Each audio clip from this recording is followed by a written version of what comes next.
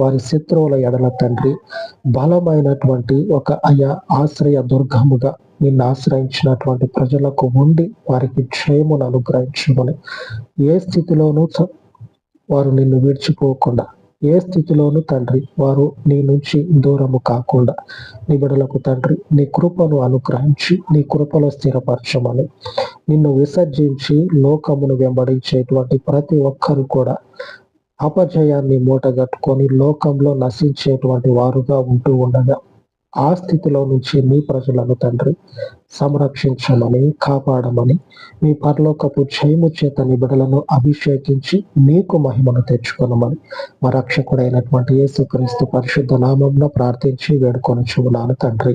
ఆమేన్, ఆమేన్. మన పరిశుద్ధుడు, మన రక్షకుడు యేసుక్రీస్తు వారి కృప మనకు తోడయ్యుండి మనలను నడిపించును కాక. ఆమేన్, ఆమేన్.